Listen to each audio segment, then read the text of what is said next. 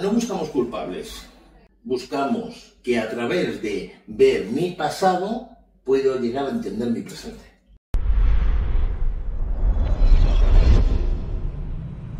Buenas, soy Pedro Redondo, soy psicólogo de Forum. Yo como psicólogo que ha estudiado la carrera, hay algo que no nos han hecho ver tanto, que es la importancia que tiene la terapia grupal. Nosotros la mayoría lo que hacemos es terapia individual y pensamos que tiene funcionamiento muy determinado, pero no damos tanta importancia a las terapias grupales.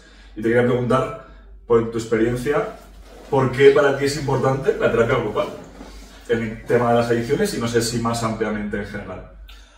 Bueno, la importancia de la terapia grupal. La importancia de la terapia grupal, normalmente encontramos a personas que vienen completamente solas, ¿vale? Personas que se han sentido como los defectuosos durante muchísimo tiempo. Entonces, la importancia de que encuentren un grupo, ¿no? Que empiecen a desarrollar ese sentido de pertenencia de que tantas veces hemos hablado de como clave de mucho trastorno mental o de mucho trastorno, sobre todo que nos enfoca aquí en las adicciones, ¿no? O sea, gente que se ha sentido muy sola, que incluso los adictos le dicen, chico, pero no consumas tantos. O sea, es una enfermedad no comprendida ni por el propio adicto. Entonces, cuando llegas a un sitio grupal donde tú empiezas a dejar de ser el bicho raro y donde empiezas a ver que eso que a ti te sucede le sucede a los demás, entonces encuentras a desarrollar ese sentido de pertenencia, ¿no? Aunque al principio, pues está una hipersensibilidad, al principio, bueno, todo esto que conocemos, que vemos en el día a día, ¿no? Y que muchas veces nos llama la atención. Pero es que muy poquitos adictos se recuperan con una sesión de psicología a la semana, ¿vale? O sea, no hay muchos datos. Entonces, la terapia grupal se utiliza tanto en el método Minnesota, como en el cognitivo conductual, como en cualquier, o en los 12 pasos, o en cualquier corriente terapéutica, ¿vale? Que al fin y al cabo, pues está funcionando para dejar de consumir. Vale.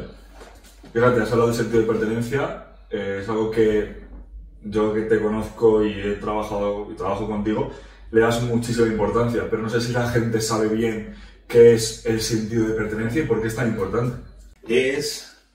Naces en una infancia, naces en un seno donde esas condiciones que se tiene que dar para que nazca un niño sano, pues no se dan.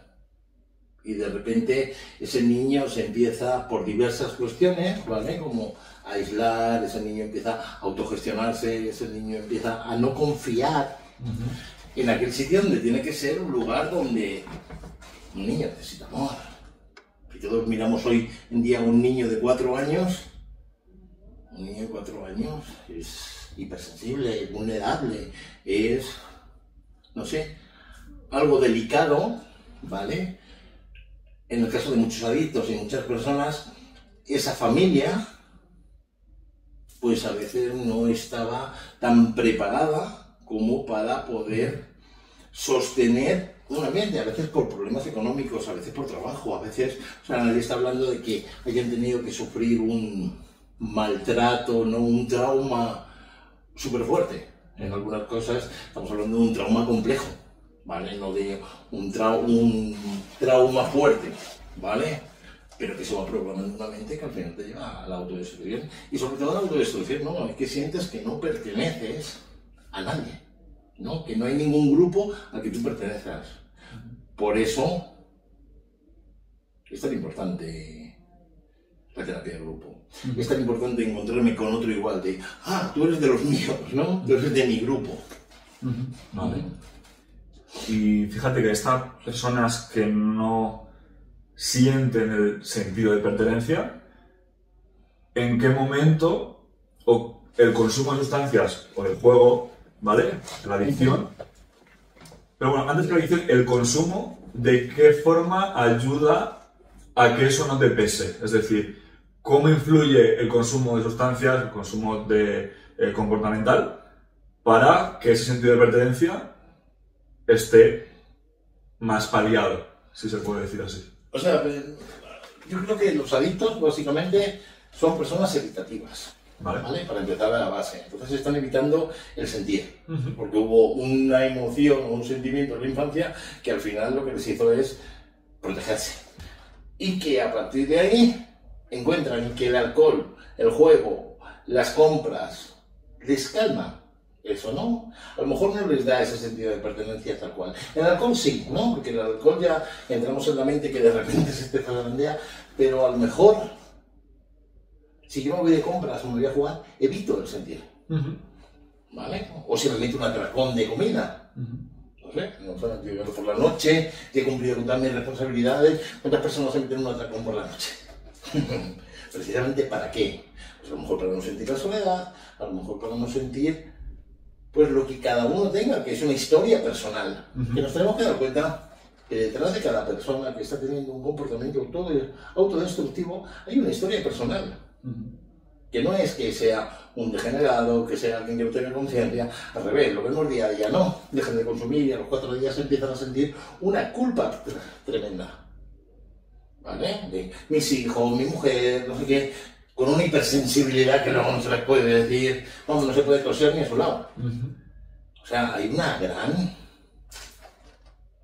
locura, porque no nos olvidemos que evidentemente la familia, pobrecillos míos, han sufrido un montón, ¿no? Viendo cómo el adicto se autodestruye. Pero tenemos también un adicto que está recibiendo mensajes de no vale, no sirve, no sé qué, durante muchísimo tiempo, cuando ya venía desde antes. ¿Vale? Entonces, pues bueno, tenemos ahí un gran trabajo que hacer para ir pudiendo rescatando capas y capas de todo aquello que pasó, qué creencias acuerda esa persona, qué es lo que ocurrió, porque muchas veces cuando vamos a hablar de esas cosas de la infancia, la mayoría de la gente lo que nos dice es, no, en mi familia no pasa nada, mis padres son estupendos, incluso los padres vienen aquí a veces, nuestro hijo y nuestra familia ha sido una familia ejemplar. ¿Vale? Como ya la defensiva, un mecanismo de defensa, ¿no? Porque el dolor de darte cuenta de los errores, ¿vale? Ostras, pero que son errores inconscientes, que no son tales errores. En la mayoría de los casos no ha habido maldad. Lo que ha habido es inconsciencia, ¿vale? Tanto de padres, como de hijos, como colegio, como situaciones en el barrio, o sea, que no solamente ocupa eso. Luego hay una parte biológica, que es muy chiquitina, ¿vale? Muy pequeña, pero toda esa parte psico, ¿vale? Es muy importante, ¿vale? Porque eso te va a desarrollar un mecanismo de defensa automáticos, que no vas a saber muy bien qué pasa, pero te vas a colocar a veces como víctima cuando eres un agresor. O cuando son como agresores te vas a colocar como si fueras tú el agresor. O sea, una locura completamente, ¿no? Que al final lo que encuentras es el refugio o la calma emocional de todo eso, pues en cualquier comportamiento, me da igual lo que sea, ¿no? Porque hay tantas adicciones hoy en día. O sea que incluso el consumo de alguna forma es un mecanismo de defensa para evitar sentir todo eso que siente en ese momento. Hostia, yo tengo una teoría que a mí el consumo me salvó la vida. Y eso es una barbaridad y hay gente que se lo tiene de los pelos, ¿no? Cuando si lo escucha o si lo subimos, ¿no? Al final, porque lo valoraremos. ¿No? Pero... ostras, que no me salvó la vida. Porque era una persona terriblemente acomplejada, terriblemente llena de miedos, sin sentir que pertenecía a ningún sitio, no sé, pasé con los pijos, con los punkis, con los heavies, con los skin, con la madre que me parió.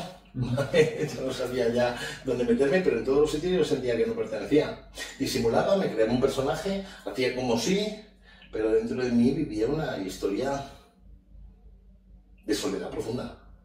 Soledad profunda que me venía desde la infancia. O sea, que es que se me estaba repitiendo exactamente lo mismo que viví. Entonces, claro, igual que me pasaba a mí, pasaba un montón de pacientes que vamos trabajando y que al final, después de mucho tiempo, podemos llegar a esas capas de profundidad, ¿no? Ahí entra en juego un poco la incomprensión de la que hablabas. Es decir, ¿esa soledad crees que es generada por el sentirte incomprendido por los demás? Bueno, sentirte comprendido o sentirte parte es una de las necesidades primarias del niño. Es que a un niño hay que dejarle equivocarse, ¿vale? A un niño hay que preguntarle su opinión, que no va a ser eso, pero sí que se siente escuchado, sí que siempre que tiene voz y voto. Veníamos de de sociedades más antiguamente y en general, claro. Que además, cuando crezcas, comerás huevos. Total. ¿Vale? Esta es mi casa y aquí se hace lo que yo digo.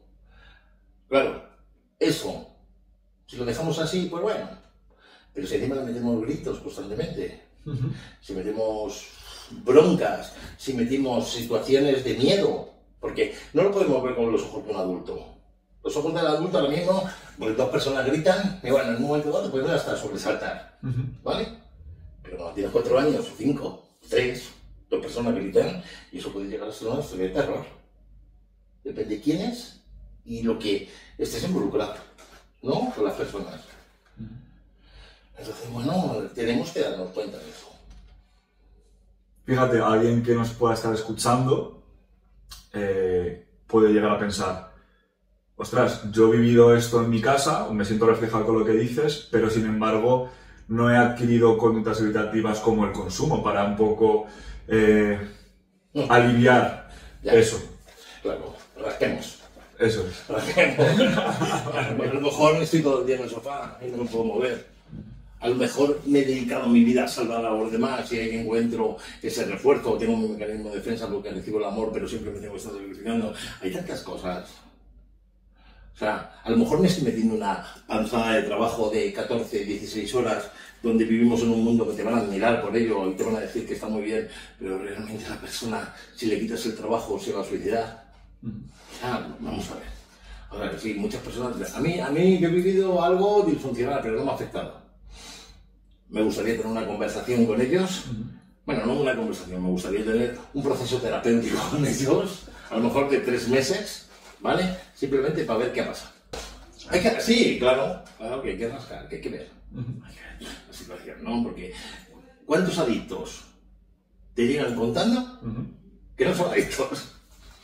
¿Cuántos te dicen que ellos lo pueden controlar? ¿Cuántos años te tardan diciendo que pueden controlar? Ese mecanismo de negación de la cabeza, ahora llévalo a todo. Personas que han tenido una infancia muy jorobada. ¿Y cuánto cuesta traicionar a unos padres? En terapia. Que se ponen nerviosos, que no quieren, que no... Ostras, que tenemos ahí un melón.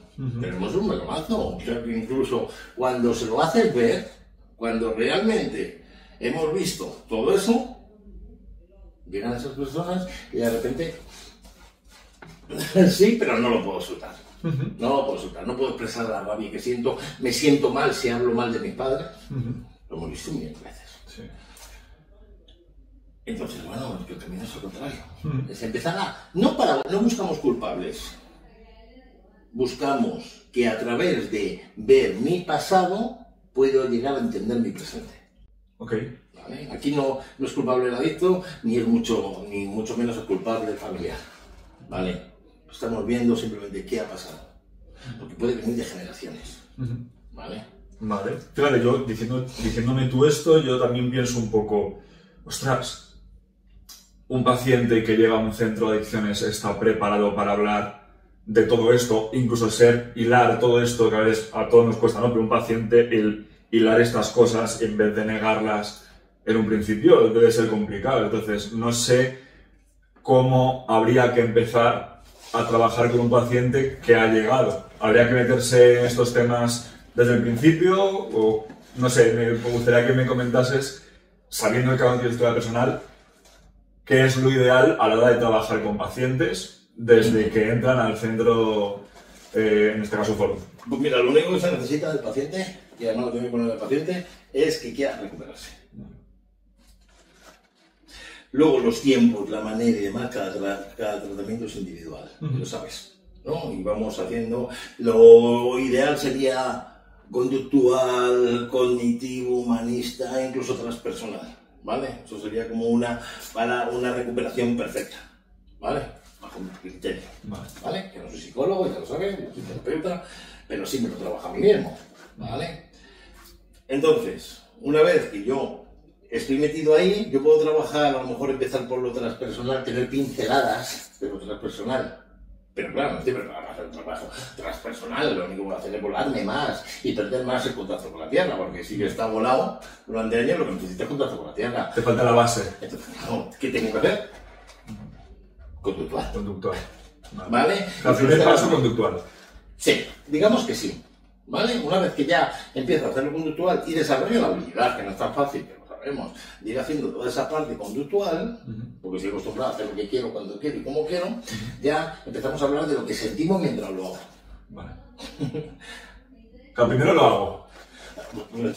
¿No? Y a raíz de ahí, ¿cómo me sienta eso? Bueno, si quieres pensamos que hacemos el sitio, pero no lo hacemos. Y luego ya empezamos a imaginar cómo lo vamos a sentir, ¿no? Ahora estamos viendo lo que sentimos. Ahora estamos experimentando en esto. Tendrá cosas muy buenas, tendrá cosas malas, tendrá cosas que revisemos. ¿Lo subiremos o no? ¿Vale? Pero lo estamos haciendo. Eso es. ¿Vale? Lo mismo, una vez que eso, cuando terminemos y demos al stop, vamos a comentar. ¿Cómo te has sentido? ¿Cómo has sentido? ¿Ha molado? ¿No ha molado? Todo esto, todo el proceso. Hostia, tío, me he perdido 2 veces, me quedé en blanco. Vale, esa parte que no se va a ver, ¿vale? Esa es la parte que luego tienen que trabajar ellos después de hacer el conducto, ¿vale? Contarnos a nosotros, tanto con los psicólogos, la terapia de grupo, todo el trabajo que hacemos, multidisciplinar, incluso psiquiatra, ir viendo qué está pasando con esa persona. En esa parte cognitiva también podríamos decir, bueno, pues entramos en el trauma, ¿no? Vamos despacio, ¿no? No podemos arreglar el problema de toda una vida en un solo día. Eso es. ¿Vale? Entonces, ¿para qué vamos a abrir un melón que la persona ni está preparada, ni es el momento, ni va a servir? Porque lo único que va a hacer es... Porque con el trauma tenemos el peligro de retraumatizar, ¿vale? Y en vez de hacer una cosa bien hecha, hacerla mal, ¿vale? Y hay mucha gente que se mete de manera muy alegre en hacer un trabajo, pero es un trabajo serio. Es un trabajo, estamos hablando de seres humanos, ¿vale? Y luego tenemos toda la base, ¿no? De la psicología, la psiquiatría, o sea, todo un gran equipo, ¿no? A partir de ahí, pues bueno, pasar a esa mirada humanista que estaba comentando, ¿no? ¿Qué significa mirada humanista? Mirada humanista, o sea, ni tú eres mejor que yo, ni menor que yo. Vale. Tú eres de igual a igual, ¿vale? Y a partir de ahí yo estoy en un momento evolutivo y tú estás en otro. Habrá cosas tuyas que a mí, que a ti para ti es un problema, que tú estás en tu propio camino y para mí eso está tiradísimo. En cambio, yo tendré algunas cosas que para ti dirás, eso es un problema, ¿vale? Pero ahí nos colocamos de igual a igual, cada uno en un momento evolutivo distinto. Entonces, esa mirada de, o sea, que también pertenezco. Coño, que tú eres psicólogo, nunca has tenido una adicción, no has tenido esto, pero yo me siento que pertenezco contigo, a mí mismo nos une algo, ¿no? Total. Me gusta. Fíjate, has hablado de la figura del terapeuta. Que mi sensación es que muchas veces se ha puesto en duda un poco la ayuda que un terapeuta puede ofrecer a un paciente. También la del psicólogo a veces, ahora también la veremos. ¿Por qué para ti es tan importante la figura del terapeuta? No del psicólogo, hablo del terapeuta, ¿vale? ¿Qué puede ofrecer un terapeuta que a lo mejor un psicólogo le cuesta más ofrecer? La experiencia. Entonces, el terapeuta que se ha recuperado y que ha hecho un buen trabajo ha tenido que pasar por muchas horas de terapia. Ha tenido que conocerse a sí mismo, ha tenido que trabajarse muchas dificultades. Un día también tuvo que hacer un training. La enfermedad de la adicción, tú no puedes hacer un análisis de sangre y saber si eres adicto, ¿vale? Es más un proceso interno de manera de vivir, de manera de pensar, de manera de sentir. Y es mucho más factible que yo tenga personas en común y que me pueda entender más a alguien que ha pasado por algo bastante parecido a mí o similar. ¿Vale? Entonces, un terapeuta siempre va a tener la habilidad de poderse poner en la piel del otro con muchísima más facilidad. Y va a poder ver las mentiras que te está contando el adicto, porque como bien sabemos todos, son grandes mentirosos con mayor facilidad. Ya. Claro, y entonces grandes decepciones y los terapeutas que hacemos, nos miramos, nos reímos y decíamos, ya lo sabíamos, lo estábamos marcando. ¿Vale? Ok. ¿De qué forma los psicólogos pueden... Antes has hablado de un poco de la mirada humanista. Y no sé hasta qué punto a veces, no ya tú, que también, hablo de mí, de psicólogo, sino el propio paciente no te ve desde siendo tú una figura un poco, una relación un poco desequilibrada, en la que él es el psicólogo el que me va a ayudar a mí, pero a veces siento que al no estar al mismo nivel hay una parte que no compartimos, con lo cual ese sentido de pertenencia en ese momento no está tan presente. No sé si es algo que es algo mío que estoy diciendo yo ahora, pero que yo noto a veces, o de qué forma podemos equilibrar eso.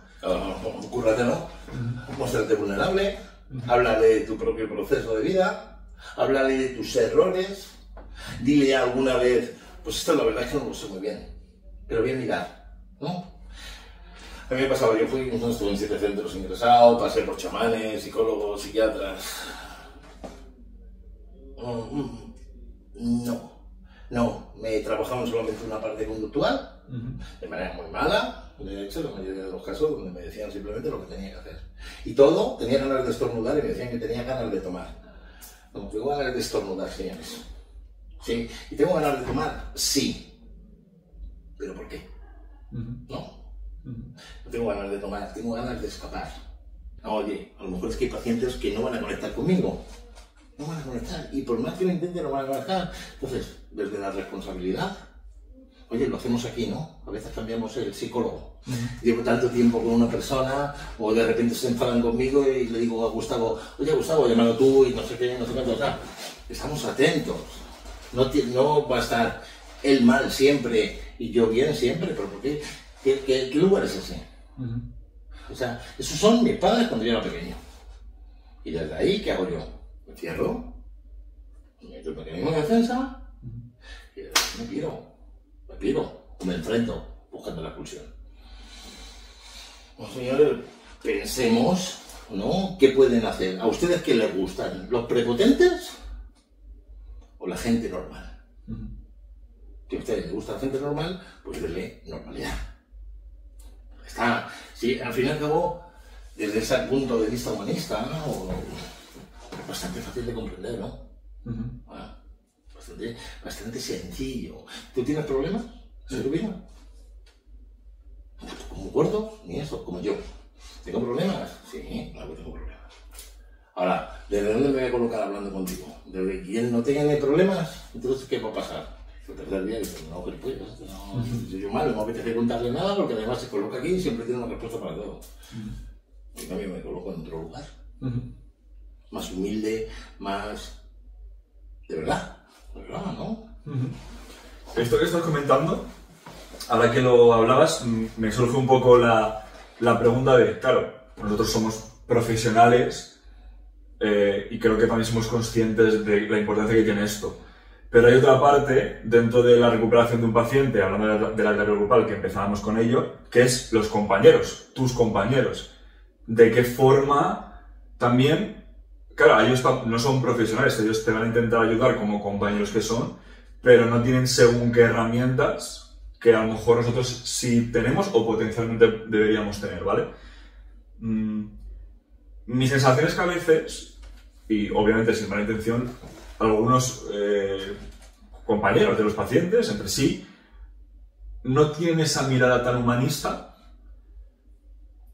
¿Qué deberíamos hacer los profesionales para intentar, siendo difícil, que se cree dentro del grupo que los compañeros también puedan ayudar a los pacientes? Porque a veces hay pacientes que no se sienten parte del grupo y se sienten muy bien con los profesionales. A veces al revés, hay veces que se sienten muy cómodos con Forum, en este caso, ¿vale? Con nosotros, pero no tanto con los compañeros.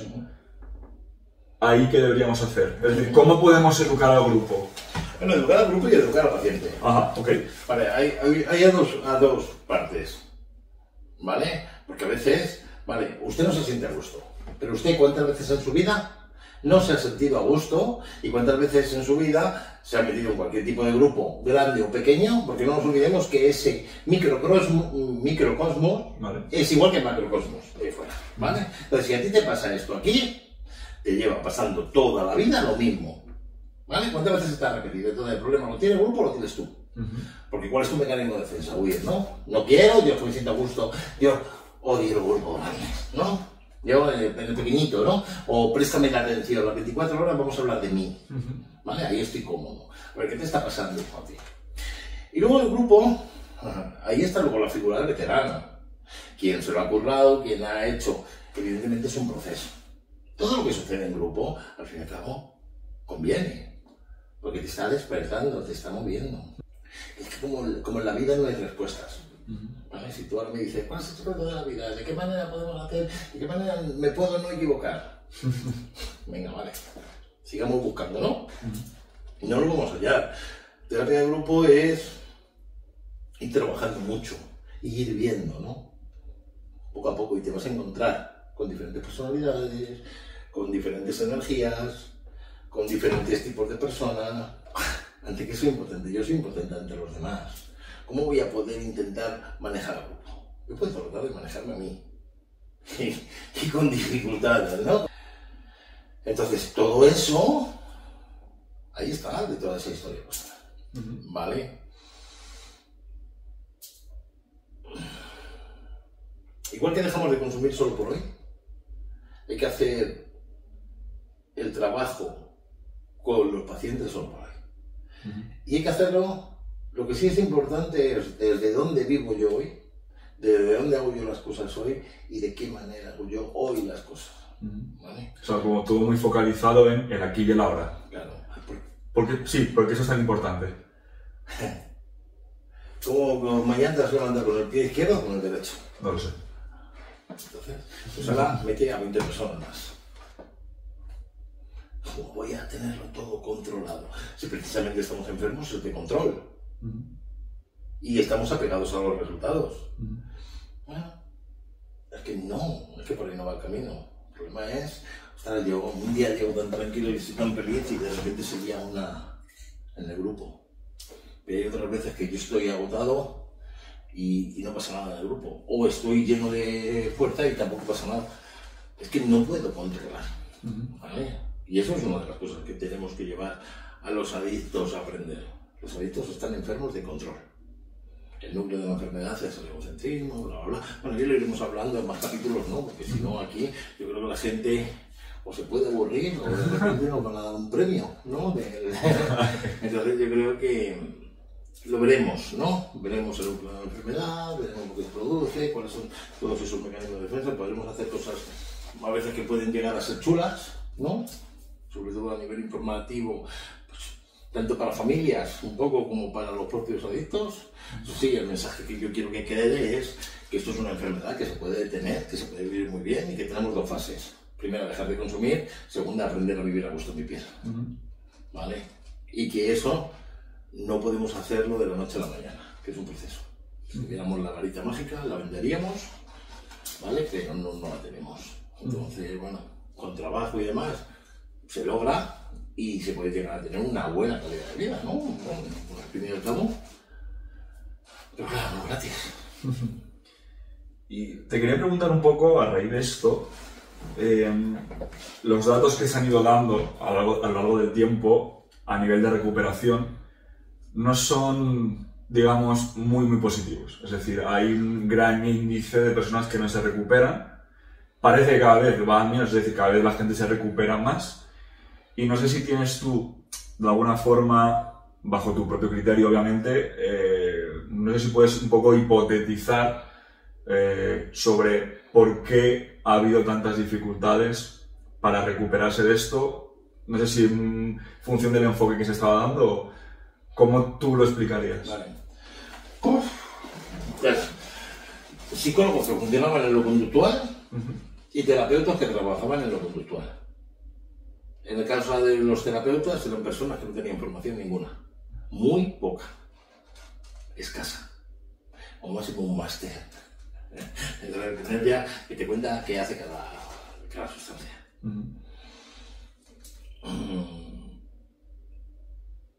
Creo que en vez de llamarse cognitivo-conductual se tuviera que llamar conductual-cognitivo.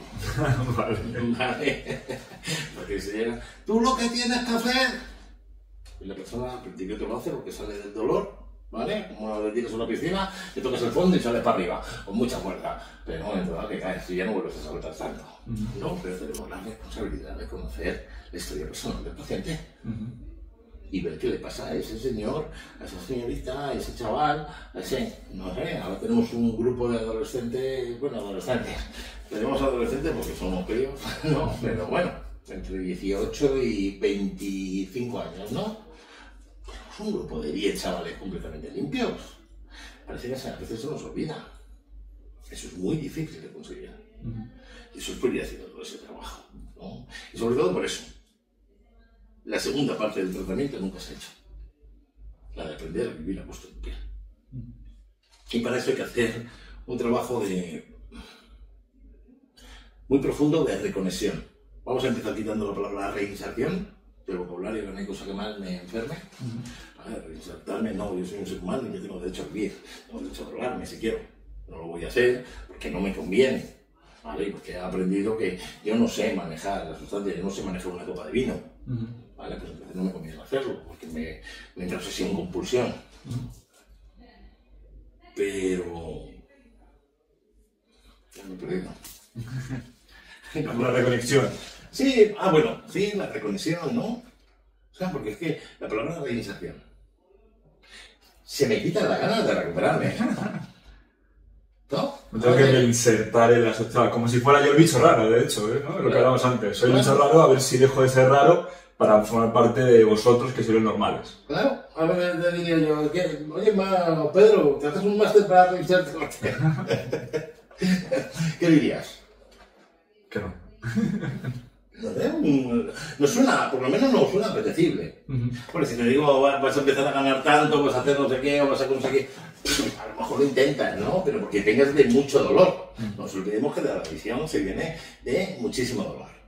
Y entonces ahí la gente se agarra a un clavo ardiendo.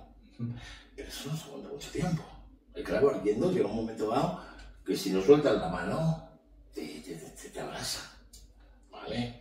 Entonces, el conductual cognitivo, ¿vale? Ha funcionado, bueno, pues en un 10%. Tasa de éxito a nivel mundial en el mundo de las adicciones, ¿cuál era? Un 10%. Lamentable, señores. Lamentable. ¿Vale? Entonces, habrá que buscar otro enfoque. Habrá que buscar otra manera. Habrá que mirar más. Una mirada inclusiva a todas las fuerzas psicológicas, ¿vale? Incluso a las terapéuticas, sin entrar en conflicto unas con otras. Y cogerlo un poquito y cada uno aplicarle lo mejor, o bueno, lo que necesita en cada momento. Porque hay personas que van a necesitar más esa mirada humanista y hay otras personas que van a necesitar muchísimo más esa parte conductual. Pero cada vez nos vemos que el consumidor mediano es una persona que está durmiendo en la calle, es una posición bueno, media alta, que tiene su vida más o menos solucionada y que no es un gran problema en su vida de consumo, exceptuando todo el problema que trae de base, que no es el dinero, ¿no? Entonces, a lo mejor esa persona no necesita tanto lo conductual, porque es una persona al revés, que te mantiene 10 negocios, o te mantiene un puestazo que dices, vamos, me encantaría tener ese puesto, ¿no? Y de repente le está pegando más por la parte humanista o por la parte cognitiva. Me siento de tal manera, pienso de tal manera, mi cabeza no deja de pensar, termino agotado.